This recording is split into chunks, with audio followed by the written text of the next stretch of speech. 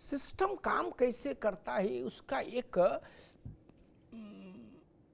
बहुत ज्वलंत उदाहरण ये भी है कि चाहे वो शिक्षा मित्र हों, चाहे वो अनुदेशक हों, जो भी लोग हैं संविदा पर या और लाखों नौजवान संविदा पे उत्तर प्रदेश में, उनकी अभी मुझे कुछ शिक्षा मित्र मैसेज भेज रहे थे कि उनका जो मानदेय है वो अटका हुआ है। हर महीने की 31 तारीख को मानदेय क्यों नहीं जा सकता भाई? इसके लिए क्या मुख्यमंत्री जी को कोई आदेश देने की जरूरत क्यों होनी चाहिए? ये बाबू और सारे अधिकारी क्या कर रहे हैं? एक टाइम टेबल नहीं बन सकता क्या?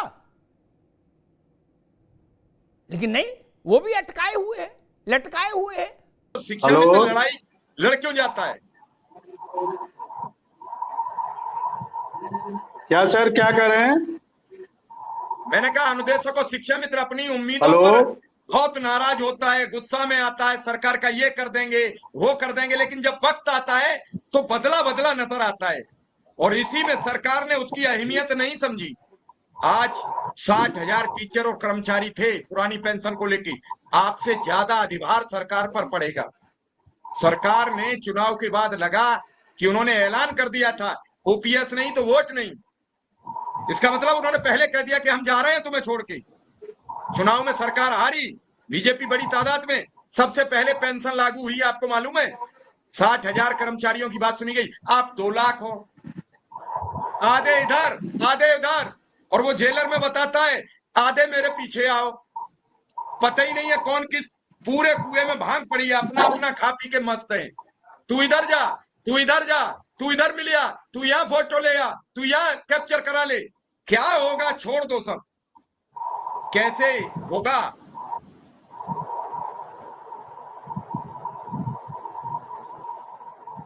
विक्रम सिंह,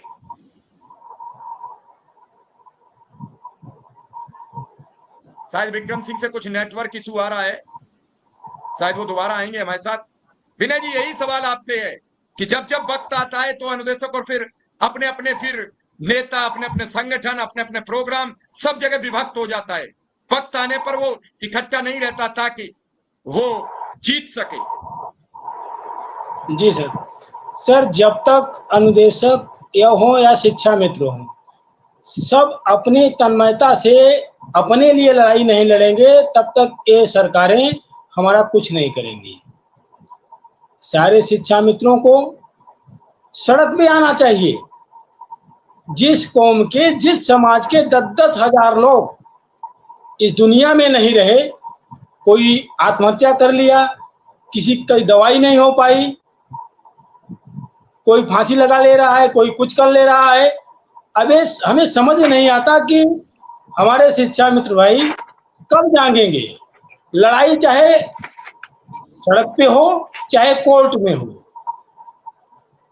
सब जगह सारे शिक्षा मित्रों को कंधे से कंधा मिला करके लड़ना चाहिए। क्योंकि कोई भी लड़ाई, चाहे संगठन के लोग लड़ रहे हों, संगठन के लोग भी काफी मेहनत करते हैं, दौड़ भाग करते हैं, लेकिन क्या होता है कि जब धरना प्रदर्शन करते हैं तो संख्या वहां नहीं जुटा पाते, वो भी मजबूर हो जाते हैं। इसी प्रकार जो भी व्यक्ति कोर्ट में लड़ाई लड़ रहा है, तमाम प्रकार की व्यंग्यात्मक चीजें आती हैं सोशल मीडिया पे, और पैसे के अभाव में कोर्ट में अच्छे वकील, आप जानते हैं सर कि कोर्टों के का क्या हाल है, कैसे कैसे वकीलों का पैनल होता है।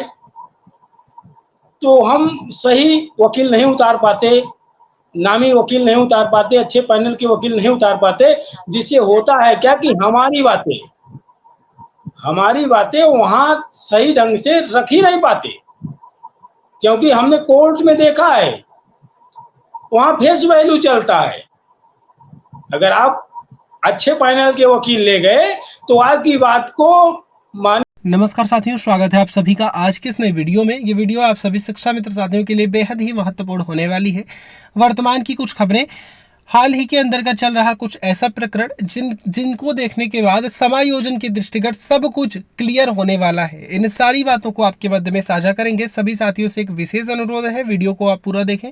चैनल को अभी तक आपने सब्सक्राइब नहीं किया है तो इसे सब्सक्राइब भी कर लें। अब चलते हैं अपडेट पर। जस्टिस लोग सुनेंगे, और जब सुनेंगे सर किसी भी बात को, हमारी आपकी वार्ता हो रही है, डिबेट हो रहा है, जब हम आपकी बात सुनेंगे या आप हमारी बात सुनेंगे तो नई चीजें निकल के आएंगी। और जब एक ही बात हो कि ये तो फाइनल है 25 जुलाई 2017, सरकार के मन में, कोर्ट के मन में, चाहे जज हो, सब लोगों के मन में एक बैठ गया है कि 25 जुलाई तो माननीय सर्वोच्च न्यायालय द्वारा निर्णित कर दिया गया है।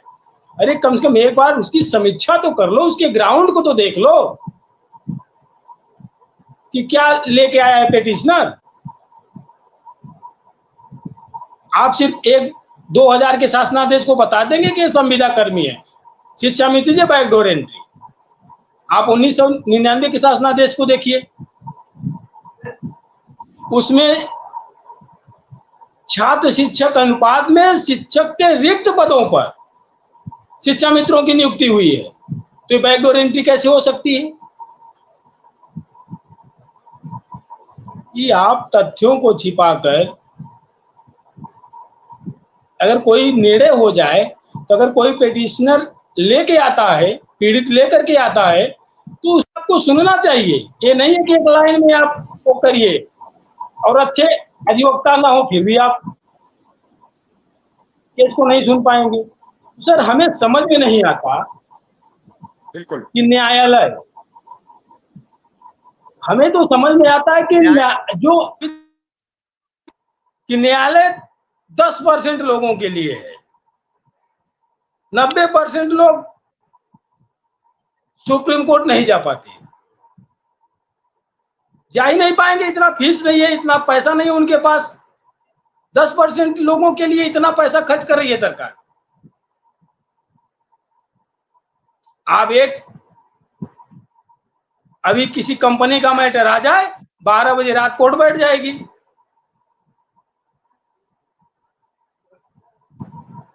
और यहाँ हम लोगों का जब मैटर लगता है तो पता चला कि 1 मिनट, जैसे भाई कह रहे थे। बिल्कुल आपकी ठीक है। और कल तो उत्तर प्रदेश में एक और चीज उत्तर प्रदेश सरकार ने आज लागू कर दी कि अगर किसी भी संस्थान, आपकी आवाज नहीं आ रही। मैंने कहा विक्रम सिंह, आवाज आ रही है? विक्रम सिंह सर आपकी आवाज नहीं आ रही मेरे पास। दीप नारायण, आवाज आ रही है? दीप नारायण जी? हाँ सर, आ रही है, आवाज आ रही है आपकी। विनय सिंह, आई आवाज?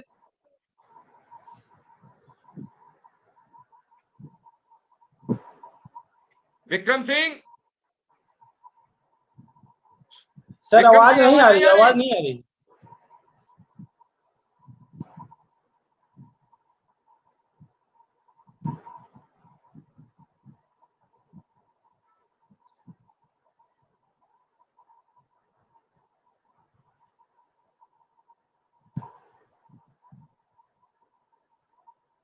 धीरज सर, मैं चाहूंगा आपसे कुछ बात करना।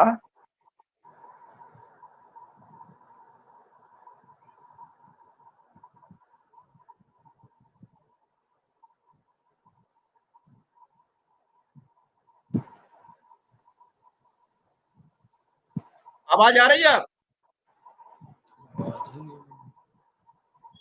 विनय सिंह, आवाज आ रही है?